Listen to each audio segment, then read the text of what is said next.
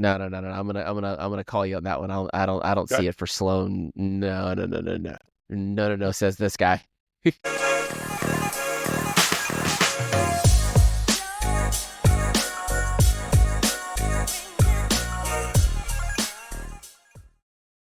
What is up, people? Welcome to today's episode of the Best of Three podcast. I'm Alvin, joined again by my main man, Torrey Hawkins. What up? What up? TH, how we doing tonight? Man, I'm doing good. A little feisty tonight. It's good. You got me going in the pregame. Yeah. I'm gonna tell you right now. I'm glad you're not right here. We would be literally. I'm glad we don't have gloves on. You know what I mean? Because it's a verbal jab, but I am 100% ready.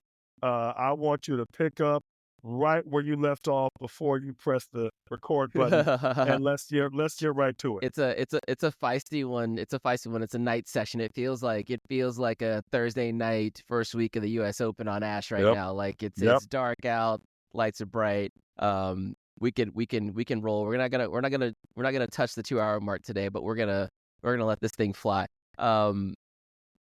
First things first. I'm sure you're not watching it, and I'm not watching it either. But what do you know, or what are your thoughts on the Next Gen ATP Next Gen competition that they host? It's being played right now. Give you guys a little peek behind the curtain of when we're actually recording this. But it's being hosted right now in Jeddah in Saudi Arabia. They invite the top 8 male players in the world that are under the age of 21. And this event started in like 2017, I want to say, maybe 2016. And the gist of it is it's more or less the young guns version of the ATP finals, right? Same format, except for they play fast 4 sets as opposed to best out of 3 regular sets. 2 groups, 4 players in each group, round robin, top players move forward, and then you get a champion at the end. I am personally, whatever they're doing is working because of what I've seen from those who win the event, what they end up doing moving forward. I think it is as good of an indicator of future success as anything. What say you? You have a better perspective on this. I go back to when I had players on the tour in the mid-2000s all the way up to the early 2010s. This was always a concept. I talked to some of the higher execs in the ATP and WTA. There was always this ranking of the young guns. There was always this. They pulled them off. And all they've really done now is given them a tournament to themselves to try to see and market. Quite frankly, I think it's a great move by the ATP and the WTA. I will hold my comments on current because I haven't checked the results, haven't checked the format itself. I'm currently fighting with the missus about subscriptions and whatnot on various tennis subscriptions. But I will say this: I think it's a great move. I think it's a great move and a great spotlight. I'm going to say the term. It casts a good spotlight on the up and coming players. Something that I think as a coach of some up and coming players years ago, wish they would have had this years ago. I think it would have been a great thing. That said, I think it's a great thing. Do I think some of the next gen have a chance to really play at the next level? Well, that's the big we'll see. My personal opinion is, in times gone by, they didn't need it.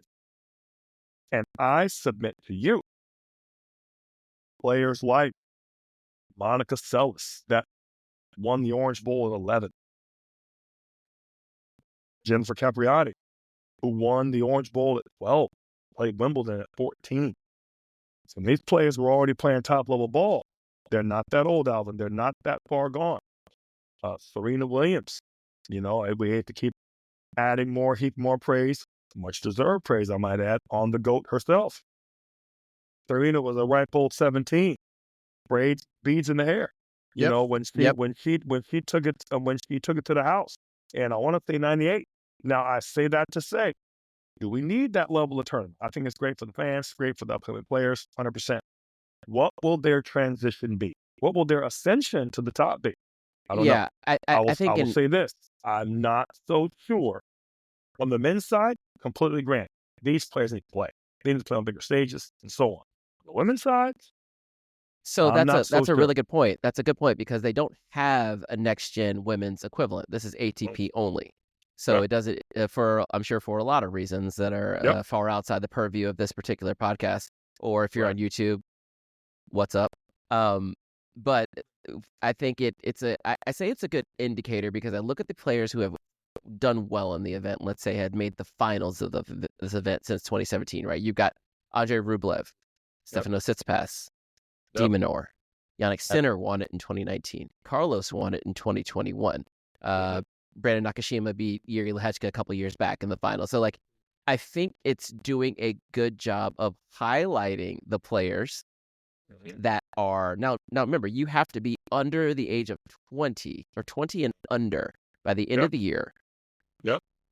And they take the top 8 ranked players of that age group within the, obviously within the ATP ranking. So you're getting the best of that crop.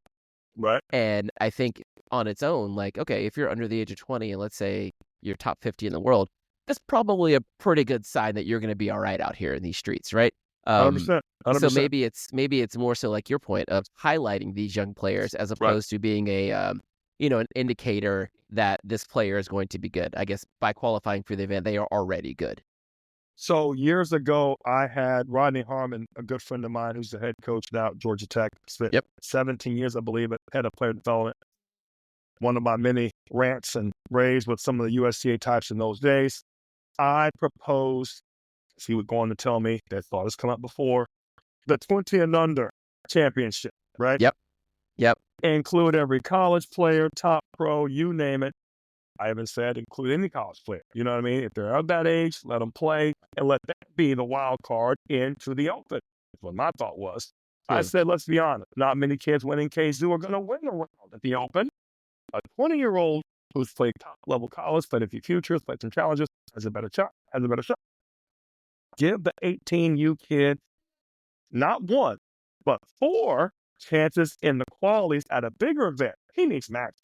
He doesn't need a spotlight and a wild card in the Open to make a little change. If he's really going to be going to college anyway, can't take the bulk of the money anyway. And if he's going to go pro, he needs the 4 tournaments. Right. Yeah. So the point, I say it to say the 20 under format has been a thing. He told me the tour has been talking for years.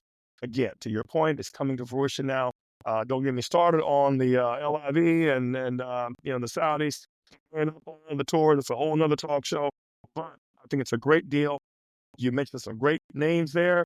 Brandon should be very honored to become horseback pro. Some tall cotton, brother. Some tall cotton, Brandon. Hey, Brandon's top 40 right now. I know he had an up and down 2024, but he better screenshot that ranking right now.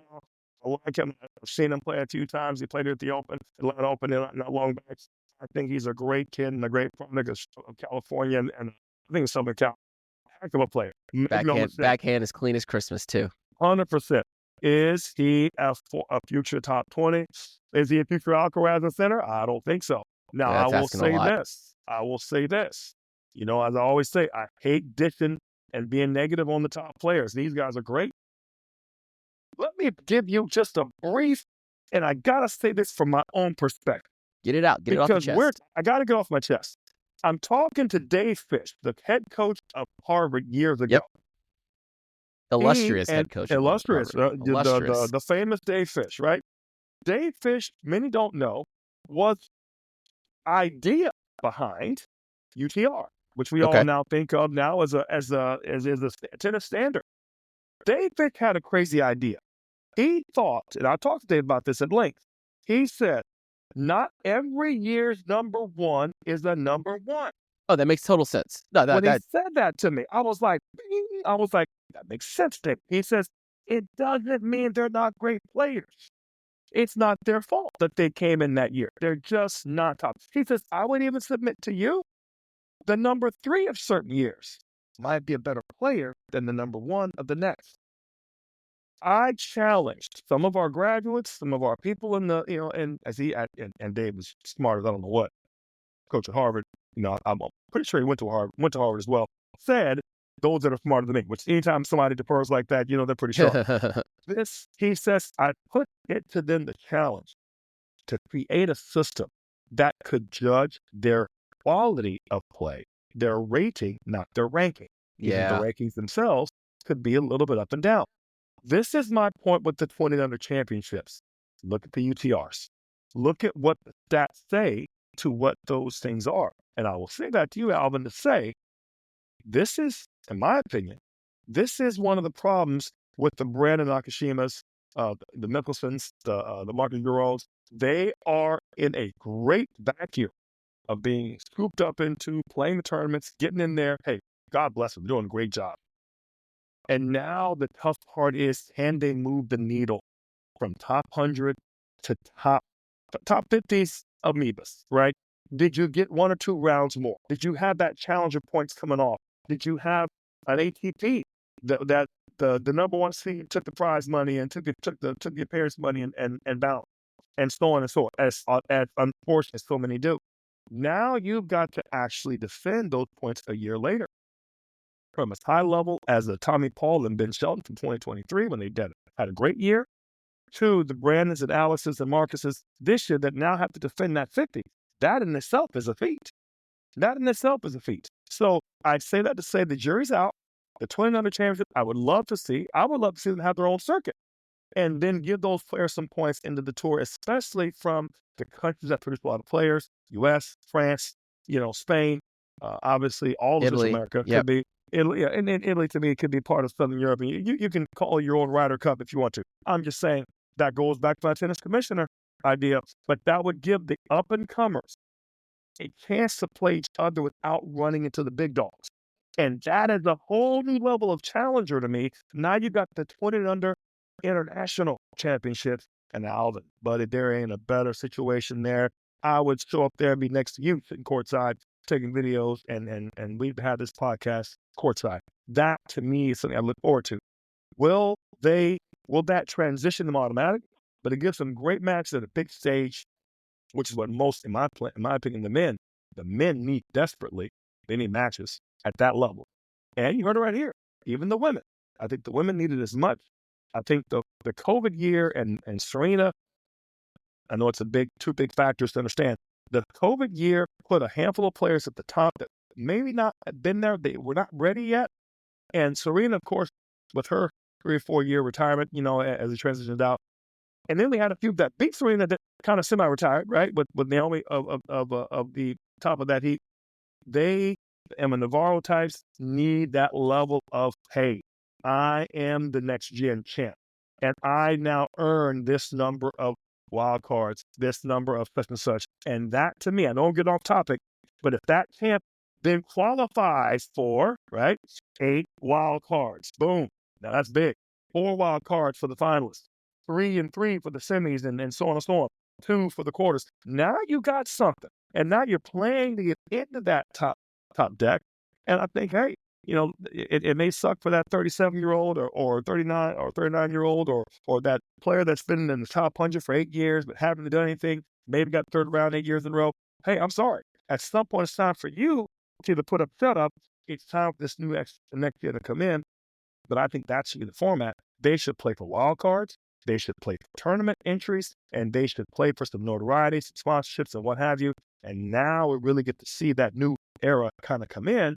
Let's face it, back to our whole year. You said 3-year peak. I call it a 5-year window. Now we get to see who can really be the real deal. I love that format. I know it's not answering your question specifically, but that's exactly where I think that tournament is headed. And they should have 4 to 8 events of their own interspersed throughout the year to give them their own quote-unquote tour. Futures tour. Does the golf call it a Futures tour? Right? I don't know. I know other tours have it. Yeah. They used to call it the Futures Tour, and I know baseball called it AAA, the farm system, and you got D League and basketball. You know what I mean? So there's all kind of things. I'm just saying, this sport has their own version of this. I think that could be tennis. Yeah, I mean, my only pushback is, and we're gonna move off the topic, but my only pushback is that these players are already out competing on the actual tour and doing well enough. Like, so the top 4 of them will be ranked inside of I think the 3 or 4 of them are ranked inside of the top 50. So kick out the top 25, right? Kick out the top 25. Let me tell you what brought me to this situation. I was doing research for this podcast tonight. I noticed a bunch of disparities between starting the career and when they first played their first pro event. Emma Navarro, for an example, right? She's at UVA. Emma's been playing top tournaments since 2019. He went pro in 2022. She's been playing for a minute. So don't think this is her first rodeo. Right. Now, to my point, other players like a Coco, like Sloan, like Madison, went pro, right? We're almost putting it out. It was weird putting out these names and these numbers. 2014, 2009, 2008. I'm like, wow, they've been on tour a long time. Madison was 14 years old. It was 14 years old. We almost kind of put her out to pasture. She's barely 30-some odd years old right now. And had probably one of her best years last year. I say it to say, it's not Emma's fault that she did the system right, went to college and everything. And it's not Madison's fault that she went pro at a tender age of 14 when you're legally able to do so. I say it to say, you see my point about the transition. She's going to do 3 years on tour because there wasn't a tour like this back in the day. You get my point. Yeah, it's a nice mix. And we did. I didn't mean to get us that far off course from today's, I guess, actual topic. But these things are important, right? We're talking about what tennis could be compared to what it is, and format is important. How players actually get here is important. Understanding where they came from before the average fan sees them in the second round of the U.S. 100%. Open. It ain't their first rodeo. That's all. Right. And that's the one point. Before you move on, that's the one. And to your point, the WTA needs it. The ATP definitely needs it. And I think it should almost have its own tour / again, interspersed. We're not taking them completely out of the mix. They are free to play anything. And at some point, let's face it, the girl top 25, top 50 even had and should play without the aid of extra help. We're only talking about the younger ones, kids in college, juniors, right? That want to test the waters. This is their, in a sense, their time to shine. Call it their whatever. Anyway, to your point. It's really a conversation about like what should the Challenger Tour be. Like that's what should the Challenger circuit actually be? And you mentioned Emma, and I think she's a big part of our conversation today. As we kind of move into the taking a look at how our American women have done this year, and what we'd like to see or what we expect to see from them in 2025. But like you said, Emma cut her teeth in college, right? Progressively got better. And I think we talked about her, maybe a couple episodes back as well with your experience with her in juniors.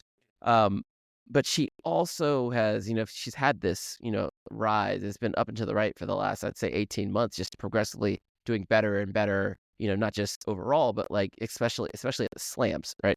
But interspersed, she's also still messing around and playing at 125 here and there, just to make sure she's still got the matches, confidence, and quite frankly, momentum. I'll go back to one Andre Agassi, who, when he was coming back off some injuries, dropped back down and played a couple of challengers. Mind you, he didn't win every challenger he played. Dropped back down and then got back using the protective ranking. They got back inside the top, and hey, you heard it right here. Had a great push off the side of the pool doing a flip turn, and had a resurgence of his career. And really, in my opinion, people understand how tough the challengers were. But you had to put in work. In the challengers, there's a couple players that walk around that had a couple of notches on the belt on Agassi in the challengers, right? Even though he was, of course, an 8-time Grand Slam champion and did his thing, and we all know, we all had the shorts, we all had the blue and black checkerboard, and the denim shorts and the highlighter, thing underneath. Trust, there's no question, Agassi was as good as he was. But if a player like Agassi at his caliber will drop back down to get some matches and momentum, what do the rest of us need? Right. I would submit that we need an entire tour dedicated to some of these tournaments. To your point, the challenges are there. College players take advantage of it. Heck, some college schools take advantage of it and host them. Yeah, it's a huge recruiting tool right now. Huge tool. So don't get me started on that, and don't take that away. I'm just saying, wrap it around, I bow in it, and let's be able to make that a tour in and of itself. Future tour, nationwide tour, whatever you want to call it, and let that be its own deal where they're still able. We're not limiting what they can play. We're saying this is only open to you, young players, and give yourself a chance to go out there and play and see what it's like at the big time. That's my point. Emma Okay. Navarro. What do you got? Emma I Navarro. know you. Well, Yep. let's take a step back and kind of look Yep. at this from a 30,000. I always can't remember if it's 30,000 or 3,000. It's got to be 30,000 foot view, Yep. right? Yep. Yep. So Yep. right now on the 50,000 women's if side, you're on the right plane. right? Exactly. My dad worked for Boeing for 30 years, so I get Okay. 40,000 and 50,000. I understand aeronautical stuff a little better than most. But go ahead. Okay, there you go. That makes a lot of sense now. Yeah. So right now on the women's side, we've got 3 women who finished the year in the top 10, right? Yep. Coco 4, JPEG 7, Emma 8, right? Danielle right outside at 11, and then you got Madison, Yep. right around 21. Yep. And Madison, this is crazy in that she's not even 30 yet. She's 29 years old. Like Yep. that's wild. That's wild. Yeah. That was what I was getting at. But before we got started, right, when we came in all hot and everything, the question was, do we think that this group of women can produce Grand Slams? I'll even add consistently. So looking at next year, right? Well, let's take a step back. Coco, the last 2 years have been she's been great. She's been our more or less our best American player for the last two years, right? Obviously won the US Open a couple years ago, semifinal here in Australia, semifinal at Roland Garros, right? Won the WTA finals, finished up the year quite strong. What does that mean? How do you view her moving forward? Like, I think maybe we spoke. I can't remember if it was last episode or the one before, but I feel like her floor is so high right now that she can't help but to produce Grand Slams from here on out. I think we both agree on her future is bright. We may disagree on Grand Slams added to her belt. I will put it back on you. How many do you think, if at all, do you think in the next 2 years? Next 2 years. That she is likely to achieve? Yeah, I mean, I think I got down to maybe when we talked about this a little while back that it was. I feel like she's good for one out of 6, one out of the next 6. So if you got 8 in the next 2 years, it's at least 1. It could be 2, right? Depending on which what side surface, of that 6 she falls on. Which one, and is there another player, i.e., Sabalenka, i.e., Swiatek, Yep. i.e., right? There were the other top 4 players in the world that can knock her off and have a better chance on that surface. Sure. What say you? I think you can kind of look at the Australian Open and the US Open and similarly because of their relative surface consistency, right?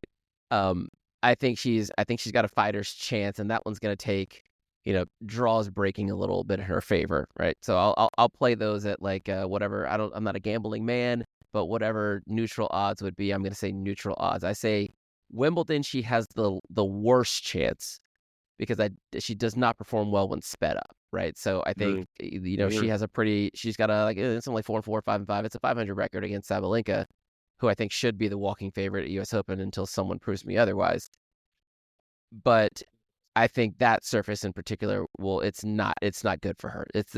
She needs more time than that. So I will counter that by saying I think if Iga slips, French Open is there for Coco to take. Like it's right there. It's right there. It's right there. In a previous episode, she's finaled, she's semied, she's quartered. You told me that that the Wemby is for athletes, the flatter ball. Yep. I'm going to put it back on you. Do you think she's either athletic enough, or is her ball not flat enough? Is her penetration not big enough? Is her serve, which I still feel is the X factor in the whole conversation, not big enough to hold and not break down in a 2-week stretch, and to give her the freebies that she needs? I think she got the best back in return in women's tennis. Sure. Even better than Iga's, and even not a solid overall, better back in return. Period of story. Better backhand than Arena. I would submit to you that that's still the X factor. I get you on 1 and 6. I would even up Annie to say 1 and 4. I would just take down her chances to be closer to a 20, not a 25%, because she needs help. You said it.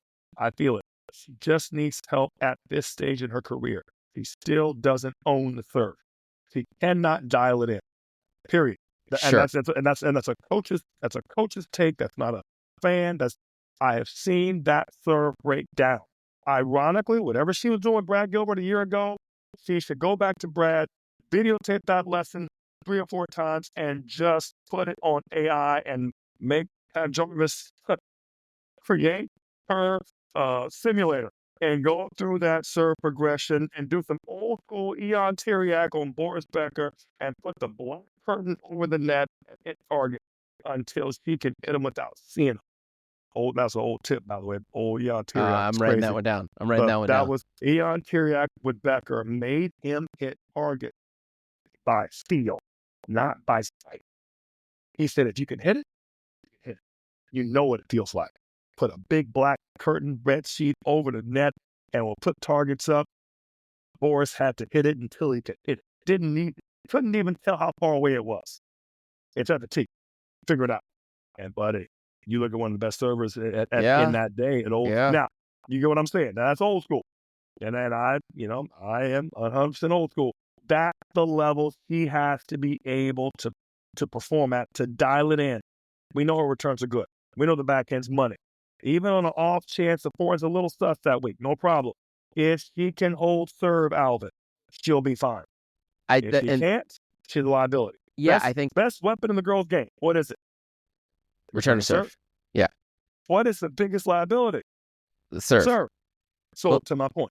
Yeah, Craig, I say you even crank that up on grass, right? You tell me someone's serve is a little suspect. I say, okay, well then you're not getting enough free points and you're gonna need those on grass, right? I also believe that it's her in between. Like she's rock solid at the net, right? Once she gets there, she can take care of some things. But we've talked about this before, how things get a little wonky on grass. You need a certain level of dexterity, a certain level of hand skills to handle the in between stuff. I just don't think she has that part of her game to make up for the lack of ability to dictate with the forehand from the back of the court, right? So and that's why I feel like, I mean, Emma ate her up like it was breakfast at Tiffany's at Wimbledon last year. I feel Emma's a smarter player. I hate the term. I hate the comparison. That's the black-white thing. Emma is a tactician. She understands matchups. Coco is an athlete hitting a big ball. She's the counter punisher who, rock, paper, scissors, she understands her speed, likes staying on the move. If you were to play to Coco's forehand, and whenever Coco tries to change direction and you go back to the forehand instead of going to her backhand, I feel, and that's the body bag that Emma Navarro put her in. She says, I'm going to make you beat me on the forehand side. I'm going to serve to it. I'm going to roll to it. I'm going to slice to it. I'm going to bang to it. I'm going to drop shot to it. I'm never giving you the shot you want. You know what ended up happening? The overhit backhand. Right. Did not change well on the backhand side. Emma's not slow. And she ended up overplaying on the side she's good at and got so mental in her head that she didn't really. And let me tell you something. This goes back to my 20 under tour. Because she's now the champ, last year, she's defending, which is a whole nother talk show. She was not prepared to be in a battle where she thinks she's supposed to be better than the upstart. All of the stuff in her head. Oh, you're good. Oh, you're going to go pro. You need to go to college. Oh, you're so good. That stuff is poison for the young player. This girl is as good as you. Period in the story. On a given day, better. You got to get your game right. We chose to have you go pro for marketing, money, and endorsement opportunities. But this girl is as good. Her dad's a billionaire. She had the choice to go pro later. She had the choice to go to Virginia on her own. Her dad bought a club and a team around her, right? That's the discussion. And I hate this whole, I saw it because I went through it with one of my players. There's this whole, you're good enough. Do this and that. No, you're capable, but you're not yet at that level. You ain't played enough tennis. You ain't played enough tennis at that level to be that good. And now you got to deal with what you don't know. Coco Gauff, you're right here. In my opinion, Coco will win 4 more slams. When? I think there will be maybe 1 this year, maybe 2 over the next 2 years. I think once she really settles in and gets a hold of Coco, he will be that Boris Becker type. And I think within the next 3 or 4 years, I think I could see Coco winning 2 in a year. If he really hits stride and really gets the mind right, settles in, gets mature, She reminds me of Chanda Rubin. She's a Chanda Rubin with Venus Williams speed. Chanda Rubin, as you remember, Chanda Rubin was a phenomenal player. Never really got the credit she deserved, in my opinion. Chanda had great skills, Alvin, and never really got the shot, and in my opinion, the credit she was deserved. But she had a great backhand. She had a big forehand, had nice returns. Didn't play the big ones enough to even know. Took her a year or two just to get good at the slams because she never played on grass, clay, and the others. Why did she sponsor? Remember the old Simmons ITF circuit? He helped sponsor those because she didn't get the ITF. So you got a girl playing juniors only that went pro, had nothing in between. And hats off to her for sponsoring that whole level. She did it because she didn't have it. I say that to say that's Coco to me. I think she's got 5 left in the tank, minimum 5. But I think she needs to really dial in that serve, get that forehand better, and really stop looking at the tour like I'm supposed to be, right? And look at it more like I have a lot to learn. I just happened to win one last year. I'm so happy I did. I rose to the moment, but now I got to get to the business of being good. I look at it like a top doctor out of med school who performs his first open heart surgery. Nice job. Now you're a surgeon, and now people are wanting you to do that regularly. It can't be luck. The situation may go sideways. What are you going to do?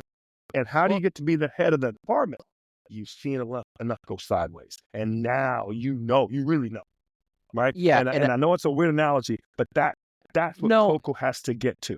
I think it's a good analogy because if you look at that same surgeon who does their first open heart surgery, let's say it's one that went sideways and they still were able to save the patient, and they come out and they're sweating and everyone's patting them on the back, right?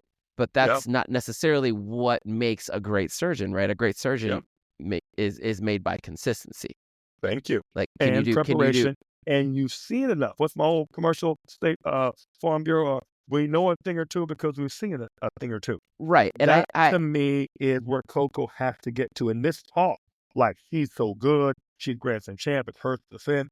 That kind of talk to me. Yeah, I think the Grand Slam champion. Well served. I think the Grand Slam champion part of it is it's probably a little overvalued, right? Because I mean, obviously we in the States, in the world, we value championships, right? We value champions, and we have 4 slam champions a year, right? But I think your ability to win let's look at it this way. Coco Gauff has the same amount of Grand Slam championships as Emma Navarro. She has the same amount of slams as Sloane Stephens. She has the same amount of slams as Bianca Andreescu, right? But the difference between Coco and the rest of these women is that she also knows how to win a 500. She also knows how to win a 1,000. She's going to be there and she's younger. She's going to, I think that's even more impressive, right? She'll be there week in and week out, right? Even if she has a bad tournament for her is quarterfinals at a Masters 1,000, right? She's not going to tank out and lose in the first round. She'll lose the first round. She's always there. And that's why I say, like, she is 20, but where we are in women's tennis right now with the parity post Serena, right? I think she's a lot younger than, not that much younger than Iga, but she's definitely younger than Arena. I feel like she's right there to start stealing one a year, but then also making a push for, top 3, top 2 in the world, maybe even number 1 in the world because of her consistency. And I think that's extremely valuable. I think that's the job. The job is to be consistent. Thank you. And which is why I give her more of 1 to 4 than 1 in 6. To your point, I don't think it matters. I don't think it matters, right? I think it matters for this conversation. The later end of her career, as it balloons, so to speak, I think she'll be better because of that experience. Because she'll have those quote unquote surgeries under her belt.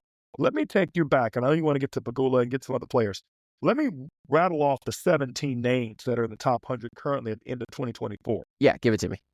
Gauff, Pegula, Navarro, all top 10. Collins, Keys, Anisimova, Stearns, Volynets, Kruger, Kessler, Townsend, Para, Stevens, Dolahide, Keenan, Baptiste, and Lee. Now, several of those, shouts out to my girl Taylor, shouts out to Katie Volynets and Amanda Anisimova. When I ran the girl 12 nationals right here in Alpharetta. They played my tournament, as did Coco, as did a few others on this list. I loved them when they were playing. They were good young players back then. I knew they were going to be pretty good at that time. They are now inside that top 50.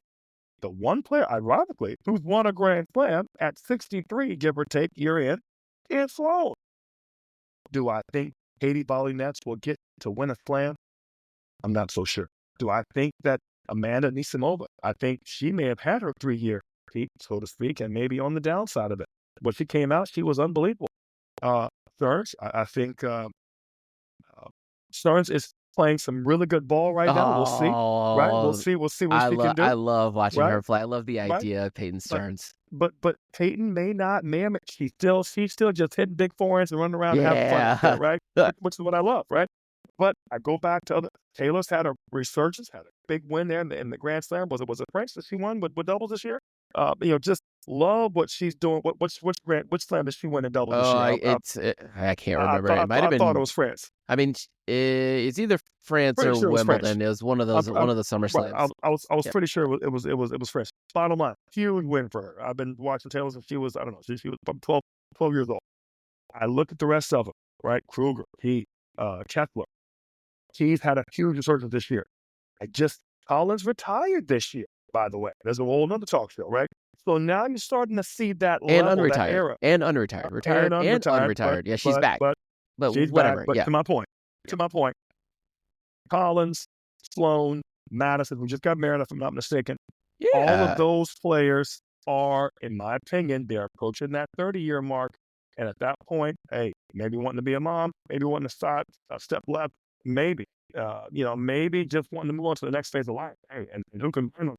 I'm just saying, 17 gets shaved down closer to 14 or 15 in terms of who's not, for those that are not approaching 30 years old. Now, unfortunately, you're taking away a Grand Slam finalist, a Grand Slam winner with them, and the only other Grand Slam finalist left is Jess Pagula, right? Now, not to mention, obviously, Coco. Now, moving on to Jess Pagula.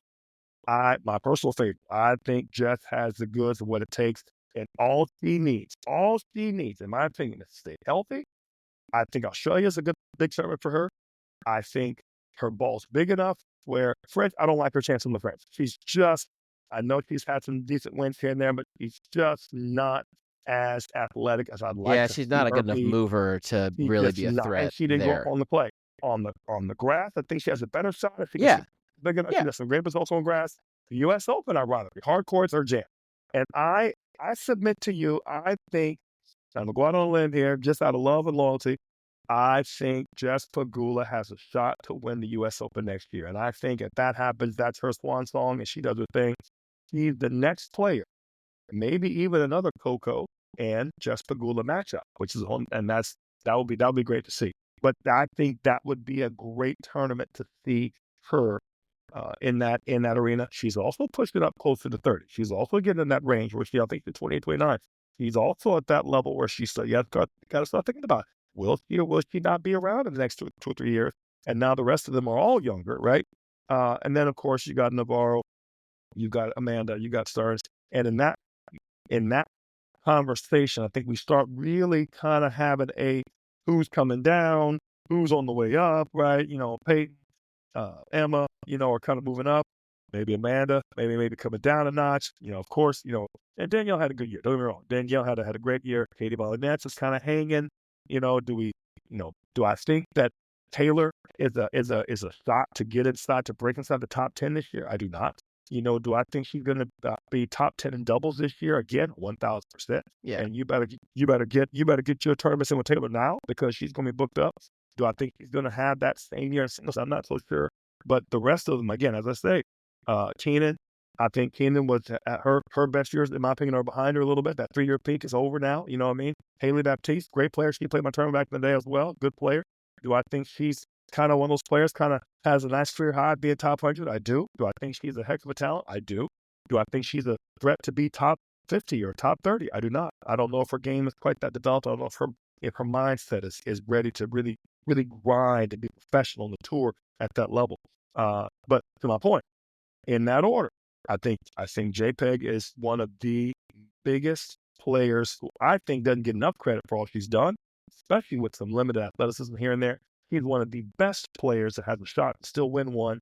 And you look at her record against some of the Russians, you look at her record against Iga, you look at her record, she's right there toe-to-toe going against Arena. And of course, she's been the elder statesman to Coco. And a match that Coco doesn't want to play, let's be honest. Yeah, I mean, here's my this is where I am less sold on JPEG than most. Well, not than most. Then I'm less sold than you are, right? Yeah. And I she finals the US Open this year. Let's give props and let where that we should sink be. in for a minute. Yeah, Let that sink in. She did, but also let this sink in. At a ripe old age, with every other player in the draw, and if I'm not mistaken, beat Iga in round. She did. She didn't do anything else the rest of the year, right? She was a little banged up this year. Fine. Thank you. Fine. But if you just look at the numbers, coming off of a knee surgery or two, coming off a few injuries, hey, grind it. Fine. She's also 30. So let's call a spade, right? She 100%. She finished the year ranked 3 in 2022. Yep. 5 in 2023. 7 in 2024. She was 28, 29, 30 years old. I mean, it's as they say, the math ain't mathin', my man. I when I see a trend, the math ain't mathin', and I'm gonna tell you right now, all the more reason why I think this is her year. I also feel, let's not talk about billionaire dad. She don't need to play in the first place. The fact that she's playing is already there. I think this will be her last year to give it the old college try, and I think that's why I give her more credit this year to really double down on everything she's been doing. And between body, injuries, and everything else, I think she wants one more year to prove you all said I couldn't do it. I think that was I think what you're describing is what actually happened at the US Open. This past year. Fair enough. I think that's what happened. It was that you all said I couldn't get past. You all said I couldn't do it, which was the it here was get past the quarterfinals of a Grand Slam. Right. She was like 0-8 or something like that. So she did it, and she beat Iga, and then she won another round, and then she made it to the handily, by the way. Made it to the finals. Like she didn't win it, but she did it. She got there, right? She's a New York girl.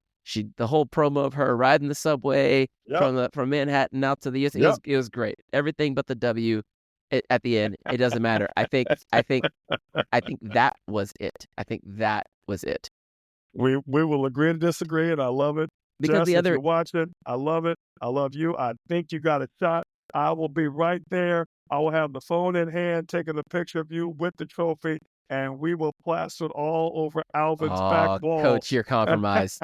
Coach, you're compromised. I'll put the picture right there, right next to my Emmy. That's an Emmy right there. So I'll put it right there with her. Okay. All right. So, I think so. The other side of the coin is probably Emma Navarro, right? Right. So right. Emma, she almost took the methodical route and also almost came out of nowhere, right? So like it hits the top 50 last year and then hits the ground running this year, right? Third round Australia, round of 16 at Roland Garros, quarterfinal semifinal US Open, fifth slam, she's in the final somehow. Give her six slams, she's got one now. So I think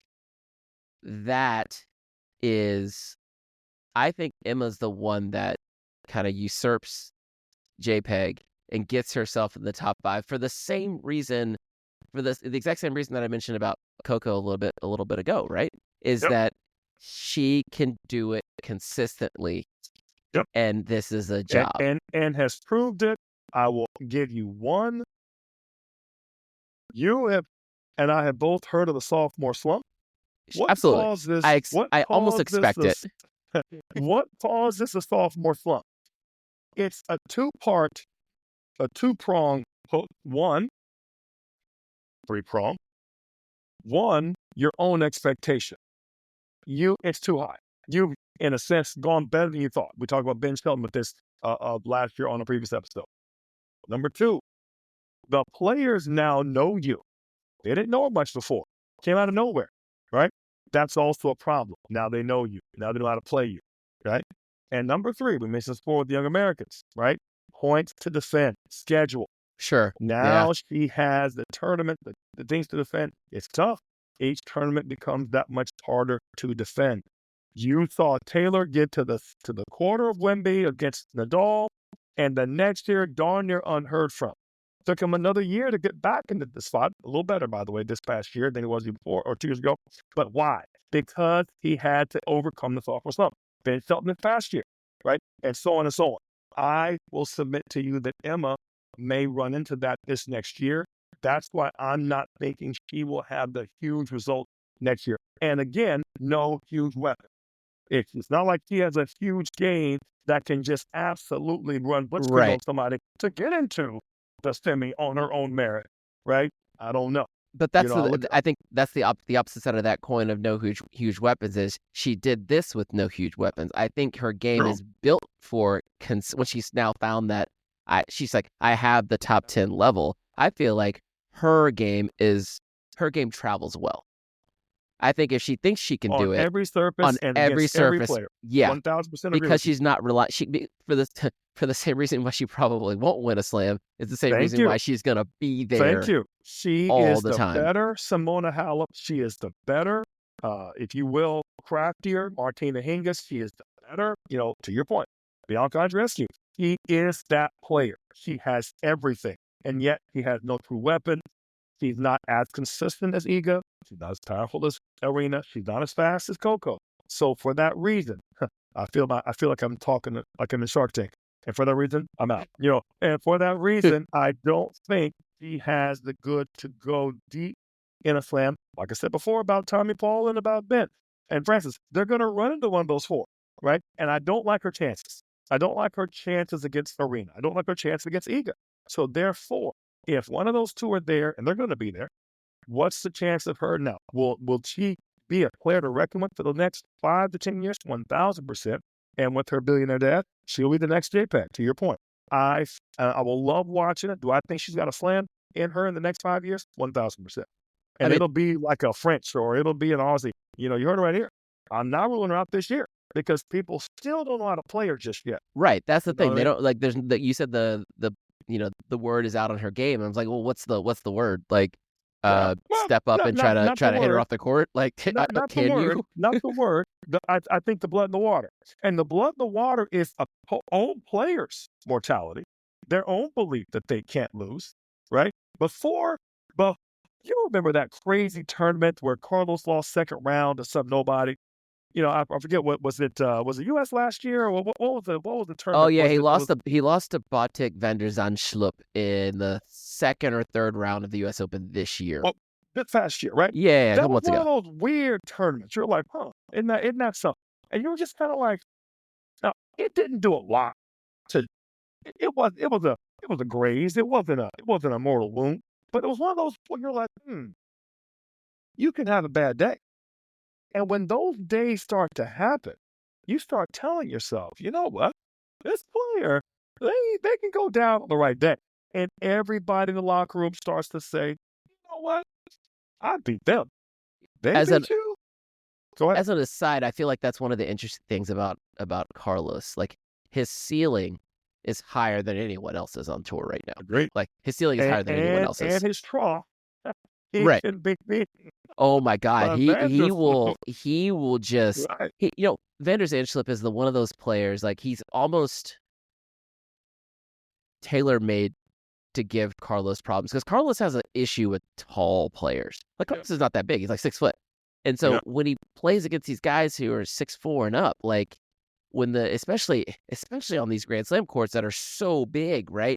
Right. It gets into one of these, like, he can't really use the angles. Right. He's in these long and vertical you don't get rallies. The ground stroke rallies. You don't get the ground stroke rally and the tempo to drop. You can't drop it on the second ball, right? So you're in these moments where you're not drop siding off 140 plus serve. So you put GMP in his draw. Yeah, If I'm a gambling man. If I'm a gambling man on the right surface, Wimbledon, that match is going 5 sets. You know what I mean? And it's one of those things.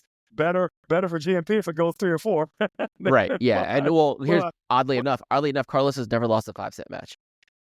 to my point. But that's why I changed my point. Right. There you go. 4 sets or 3, I give it to GMP just because he has the ability to play hot for that long. Longer it goes, the worse it is for any big server because your legs are gone. My point being, that's what I'm getting. We'll shift back to the ladies. I'm getting at one thing with Emma Navarro. I think her future is bright. I think she will continue to get better. She will benefit the most from this. Again, I'm going to coin the term post-GOAT era because now there are players that are shifting out. He's shifting in. Emma Navarro 5 years ago, right? Emma Navarro 5 years ago would have been a very good player, but not that good. He would have had a good round or two against a Kvitova. He would have had a good round or two and had a nice 3-set battle with Azarenka. Emma Navarro, I'm trying to think of who I think, and I say 3 or 4 years ago, I'm going to say 7 years ago, because you got to take that COVID year out of there completely. You look at, I'm trying to give you a counterpart of her 7 years ago, and I think the player I'm thinking of, she is an Audrey SU in my opinion. She just has that level of all parts to her game, no flaws. She's right there, and if the draw breaks, she's there. I don't know if she is a top seed, a threat to win each one. She's certainly not I think Sabalenka is she's the Ivan Drago, right, so to speak, of women's tennis compared to Serena. She's the bigger, better, bigger, better, stronger, taller, version, hits it cleaner. Only thing she doesn't have is Serena's intangibles and Serena's athleticism. I look at Iga. Iga is one part Steffi Graf and one part Martina Hingis.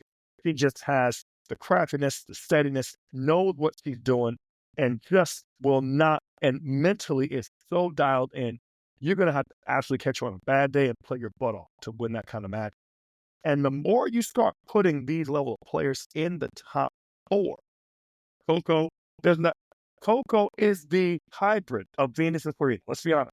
Venus, Sure. There wasn't a better player. There wasn't a better athlete, better mover. And Venus is about 6'2", 6'3". People who have better in person, you'll be shocked at how tall Venus actually is. He is legit all day 6'2", possibly 6'3". Yeah, I was thinking 6'3", yeah. The girl is tall, man. I mean, I met Lisa Leslie in person and other players. Venus Williams is tall. I'm 6'6", Alvin. And when I talked to Venus, I felt like I was looking at her eye to eye. The girl is tall. I ran into Coco, well, guys, it wasn't this summer, it was last summer, right? So in my day job, my office is right across the street from Georgia Tech. She was she had played in that the exhibition match at the beginning of the Atlanta Open, but she was I look out the window and I see this black girl hitting at Georgia Tech during the ATP tournament, and I'm just like, let me walk down there. Who could that be? Coco Gauff. I was shocked at how tall she was. She's probably a good 6'3". Like, that is a professional athlete. Like, athlete with a capital A. Yeah. And I say that to say, now you've got that level. If you had to round out the top 4, okay, you had to round out that top 4. Who's that 4th player? Now, that's where your question starts to become a little bit, as I said, same with Taylor Fritz on the men's side. You start getting that. That's where the question marks start coming in. Is it? For Taylor for the men, is that player, is it JPEG, right? Is that player, who's my lefty with the tattoos? Avondrosova or whatever her name is. Vondrousova, yeah. Vondrousova. Is it who's the other young lady that came out of nowhere this past year? I know she's one of your favorites. Young girl. She looks like she's about 17. I call her Krakova. Barbora Krejcikova. Yeah, right. Is it her? Right? It may not be Muchova, right? It may not be Jabora. Jabora, I think, that has kind of stubbed her toe a little bit. But you got a lot of players in there that can still get it done, and now that makes it that much tougher for. Okay, and I'm gonna get back to your list. That makes it that much tougher for your Keys, Anissa Bova, Peyton Stearns, Katie Volin-Nets, Kruger Kessler, Taylor Sloan, and Catherine Dolahide, and Haley Baptiste, and Sophia Kenin. So that's where we are, right? And I think that's where I'm saying you got to look at at 17. That's a bit of a, it's like It's like when I put the meat thermometer in my sink. Where am I putting the thermometer at? That's my temperature. If I put it on the edge, it might be looking like it's ready to go. If I put it toward the middle, it might still not be done yet. That's Yeah. where I'm at. I think this list is, in my opinion, about 5 players extra, 5 degrees, if you will, extra on the Heat, more than it should be. Not these players aren't good. But this is, again, coming off some COVID era, coming off some wins, coming off some matches that they may or may not be quite there yet.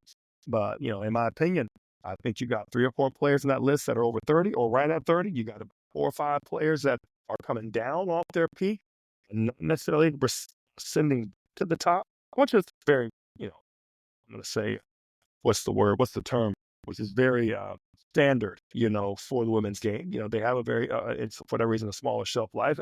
I think that's part of what the deal is. And many of these girls come from money. They ain't got to play. They want it. The hunger it's optional. Yeah. Sorry. When I look at the kind of the rankings at this point, and you start looking at, okay, a lot of them, once you get outside of the top 20, right? Right. You have to start looking at where did they finish the year versus how old they actually are, because that gives you an idea. Like if you're 26 and you're 70 in the world, like, I'm sorry, this is not a conversation we need to be having, right? That doesn't make any kind of sense as far as, like, that does not equal Grand Slam champion, save for Jessica Pagula, right? Who I think she's very unique in that. Might be the only one, right? Yeah, that's not a real. And that's a close second and third is Madison and Sloane, who could still dial up that level of tennis on a given day. So that's the thing. I feel like Madison could pull a age 31, 100%. 32, mess around and win the 100%. US Open because 100%. she's got the weapons to do it. She's got the weapons, the height, the strength, the court coverage, and maybe still has a little bit of I'm gonna show you left in the tank for her. She needs one. And I think Sloane has the same. If anything, the only thing hurting Sloane is I should have won one, a second one by now, right? And I think the hunger of not winning one is what's going to fuel Madison more than it's going to help Sloane. I don't think Sloane. No. I'm gonna call you on that one. I don't see it for Sloane. No. The only reason you haven't seen it. The only reason you haven't seen it is Sloane needs to get pissed off, in shape, and motivated to prove to herself that she wants another one bad enough.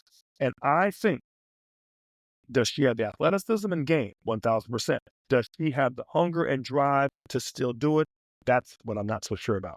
I will. I'm right. Madison Keys, I feel what's driving her is that loss in 17 too slow. Knowing what she can do. Well, was it not? Because he was in the match. He was in control of the match. Yeah. And that's what still keeps her up at night. And like I know, Alvin, we're tennis players. A match like that keeps you up at night. That's what gets you up in the morning, fraction hitting balls. Yeah. And you start developing this hunger of, I deserve it because I want it more than you. And when you start really dialing that back in and really supercharging and turbocharging that belief and bringing that exhaust back in and wrapping it back around the engine, it starts to have compound interest, right? And then you start realizing, you know what? Momentum starts to happen about 2 to 3 weeks at the pro level, or I would say at the high level tournaments, thousands and ATPs, WTAs, it starts happening about 2 months after. And now you start seeing momentum kick in. So who's worked up to this point to get to Australia and have a big year? That's what we're going to find out. So before we wrap, there is the one player that I do feel like I saw some things from her this year, and she has all the markers that make you go, huh. And that's Ashlyn Kruger, actually. Okay. I know she's sitting right there. I think she finished the year at like 60 something or other, but she's 20 years old, right? Yep. Tall. Yep. Plays big. She plays like she's from Texas. Kind of Jen Brady. Yeah, kind of reminds you of a Jen Brady no. She more so reminds me of like a fiery version of Madison, actually. Okay. Yeah, like Jen kind of reminds me of, like, Peyton Stearns reminds me of Jen Brady. Like that feels like a one to, like, just slide that thing under and let it rip. Right. But just not as tall. I think Jen may be a tad taller than Peyton. Yeah. But I feel like Ashlyn is a one-off of Madison, and I favor players who obviously you want someone who can do it all, right? Move well, Yep. has the hand Yep. skills, Yep. has the pop. But if anything, she's got the big serve, she's got the big forehand, and is a competent mover. I think those things add up too. And she's 20, right? Yep. She ain't Yep. 25. She's 20, right? So I think she's the one that I want to keep an eye on this year. Okay. Because I think she hit the circuit maybe last year or the year before. Yep. But that's the one she's my sleeper for this year. Okay. We had this She's sleeper. conversation. We have this Okay. conversation this time next year, and I feel like she's the one that we're talking about. Like, whoa, 25 in the world, huh? I feel like she can cut that ranking in half. My sleeper of this list is Amanda Anissim. The girl can flat out hit a ball. Oh my God, that backhand! She's taller than you Jesus. think. The backhand is all day. I think she has the game. She has the temperament. She has the experience down the tour. If she can stay healthy and rekindle her want, her will, her hunger to reach back inside the top 10, she's my sleeper because of her skill set. Getting a little older, not too much older. She's not 30. I think she's probably, 24? Like 24, 25. 25. But she's my sleeper. I get you on your girl, Ashley Kruger. I think she's not a player. I think Peyton Stearns, in my opinion, has Peyton and Ashlyn are on that curve. They're on the way up. They're starting their 3-year peak. Right? Yeah. I think, injuries notwithstanding, I think Amanda is right there at the top. She's right there in her prime. If she were to make a move, it's right now, and I'm encouraged by the fact that she's right outside the top 20 right now. She could make some moves. She's my sleeper this year. Yeah, I back you on Amanda because she's had a rough go since obviously 2020, and then I think it was 2022 her dad passed, and then so she took some time away from the tour, came back, and looked like the player she was. She just wasn't in shape, right? Just wasn't in shape, and then she kind of got in shape, but her body wasn't up to the task of playing year round. Remember your girl Vanderway? Coco Vanderway. Yeah, she has Coco skills. I remember when watching Coco in the later years, she just wasn't in shape. It just wasn't herself. But there was not a better. Coco was a better, in my opinion, hands Davenport with all court game. Just wasn't as explosive, maybe not as tall. She's pretty tall. Kiki was her dad. You know what I mean? So so you got some height on that side. I feel like Amanda has that level of skills. Amanda is a smoother Capriati that can absolutely tag it anywhere. Has a big serve on her own, has good hands, good returns. She has one of my favorite shots, and that's the inside-out backhand return on the deuce side, going out wide on the deuce that you just can't defend. Right, it just breaks your ankles every time you see it. But that's one of those shots for me that Andy Murray has that shot as well. There's only a few players. Serena had that shot. I would tell you there's 10 players in the world that have that ball consistently. And I call it when I see that shot, I say that's world class. Yeah. Andy Murray, of course, had a world class backhand. Agassi had it a little bit. Agassi, of course, preferred to pull it wide. Marty Fish had that ball. I know Serena had that ball. There's some of your best backhands in the world have had that ball. Coco hit that ball from time to time. But you heard it right here. Amanda owns that ball. And that's one of the shots where I love that for her. She's smart enough and sharp enough to hit that ball when she needs to. And she's tall, fit. If she's fit.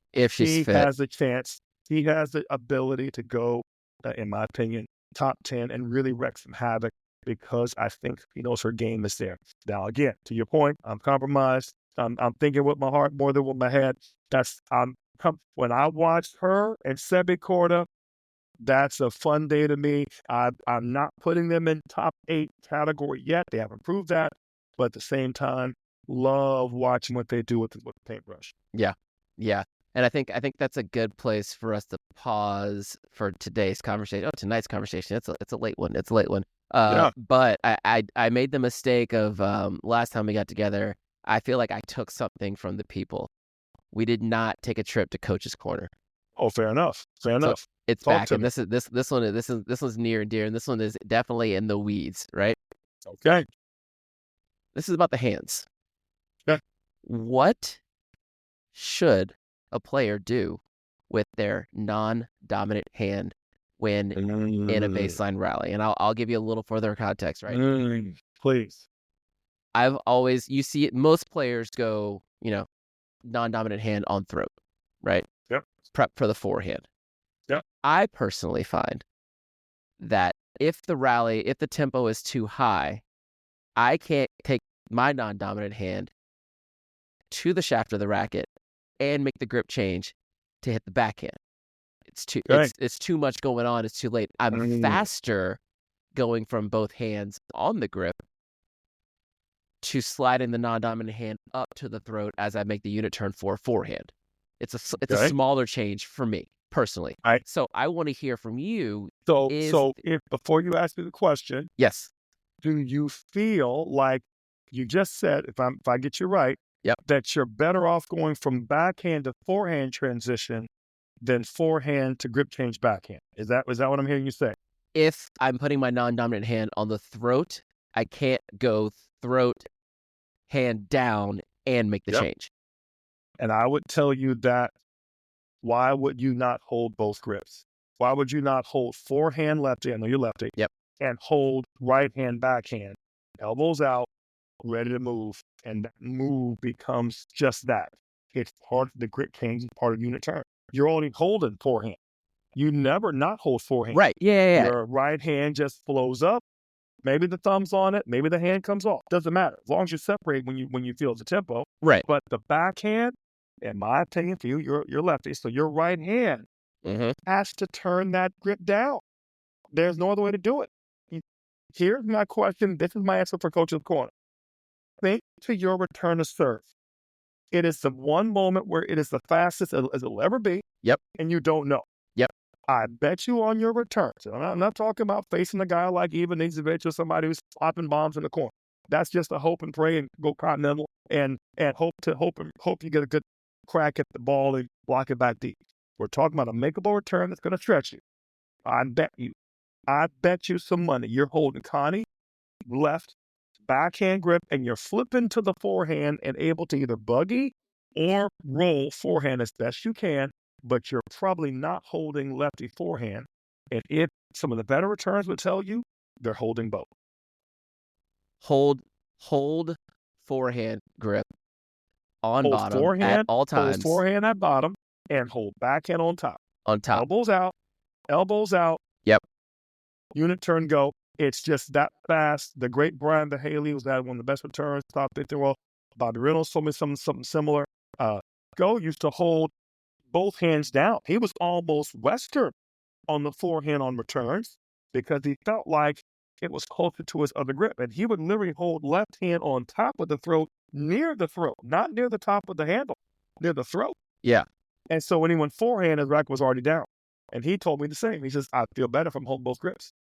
And these are all, mind you, serve was my big weapon. I registered a 143 back in the day, back in the early 90s. I was bringing some heat.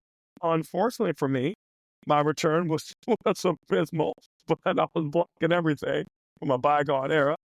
So Joe helped me appreciate that holding a return in that grip helped him be able to rip returns. I've seen him hit a ball off of an overhead because he was holding both. Right. When I'm holding both, it doesn't matter. I'm not thinking kind of. Yep. That makes sense because when it's flowing, I feel that I am actually closer to holding both, like both hands, almost butt to butt. I've got the forehand grip, and I'm right there for the backhand. Just a slight. I'm already going into the turn. My top hand doesn't have to move at all. And as you move it, for you, it's your right hand. From us, righties, it's left hand. That left hand is turning down, and as it's turning down, the right arm is straightening out. And at that point, your unit turn is complete when the grip is correct. Yep. Right? Because at that point, you now have turn. Until then, you have hold, you have flip down, you have something wonky. But until you can get that inside arm, first backhand for you being lefty, until you can get that left arm straight, you can't hold that left arm straight with the wrong grip. Right. You know what I mean? And you wouldn't hold continental. You know what I mean? You'd hold forehand. So you got to hold both grips, a little bit of elbows out. Look at that. You know who has one of the best return of serves, and I'm going to give him a lot of credit here, and I think he's one of my coaches who worked with him told me this, and I thought it was a great point. The fact that he nailed this. Tommy Paul. Tommy Paul has some of the best returns you've seen on the men's tour, aside from Novak himself. The kid just has he has the perfect shoulders to backswing. Yeah. You haven't seen Tommy miss many returns, especially on the backhand I mean, side. Jeez. He's a dadgum he's a dadgum robot on the backhand side. But I said this, what does he do? He has both grips. He turns it, shortens the swing, holds it, rips it, done. It's as simple and as efficient as it can be. You look at Novak, very similar. Forget all this eye movements and all this looking around and all this. He has a unit turn, Alvin, that is all day. And once he takes that big footstep and turns, he holds it at 135, right, 140 yeah, plus. Seriously, get loads out of here. it, connects it inside the baseline, and returns it back to you like, buddy, what else you got? On the top of your toes too, on the shoelaces. On the top of your toes and the shoelaces. So that's my point. For those at home, if you want to take your returns up a level, especially on second serves, hold forehand bottom, backhand top, elbow slightly out, slightly bowed, get that unit turn. It ain't a unit turn until you change the grip / gone with thumb on the throat on the forehand. It ain't a true unit turn until you can do that. And you don't need backswing. The more pace, the less backswing you need. Yeah. But you got to have the grip, you got to have the turn. Yep. And if you need more time, and it's a weaker serve, back up and go Carlos. Carlos actually hits his second serve return from further back and rips the crap out of it. I mean, hits that ball like a darn 3-second blackout, like he used to have the old school air zone. Remember the old air zone? Yeah. He hits that return like he's hitting over it like a double net. He blocks a lot of everything else, and he rolls that dadgum return on the second. It's like, buddy, you messed up. You just gave me my heavy ball, a la Nadal. Right, Very exactly. similar. Exactly. For heavy return, nice and deep. Now what you got? Now hit that first strike from right there. I dare you to try to come in behind it, as if I don't have this. Coming off that ball. Thank you. Yeah, that was Coach. That was a fantastic trip to Coach's Corner. It feels good. I feel rejuvenated. My most recent trip to the court was pretty trash. But now exactly. We all come back to hopefully play another day. And 100%. for the people out there still rocking with us, thank you. 1, 2, we've had some positive feedback. We're getting our reps in here, and it's feeling good. Do the things that you're supposed to do, which is like and subscribe and follow, rate us, review us, 5 stars only. Some questions. Ask some questions. Put some stuff in the comments. I would love to add a section in of the listeners to see what they would like us to expound upon. Give us your 2 cents. Let us break it apart. I heard the other day they're gonna nix they're gonna nix around the horn, and they're gonna extend PTI, pardon the interruption, right? I know that's right in your neck of the woods and your job, but I say it to say, I would love to hear the people out there in tennis land give us something to chew on, so to speak, that's kind of near and dear, and be able to kind of break it down, give it our 2 cents. We're coming up with some of our own subjects and whatnot. We got the tour to kind of give us a backbone, but I would love to see us have to kind of chew on a bone that a listener has thought enough to put some time into a good question or a good, who versus who, and why, because that really gets into the weeds of tennis for us purists. That really gets into the weeds for us, and I personally love those kind of conversations and those kind of situations. So look forward to hearing from you, those out there who are listening in. Yep, that's right. Blow up the chat. And I'll leave you with that. Torrey, always a pleasure. Alvin, pleasure's mine. Catch you on the next one. Yes, sir.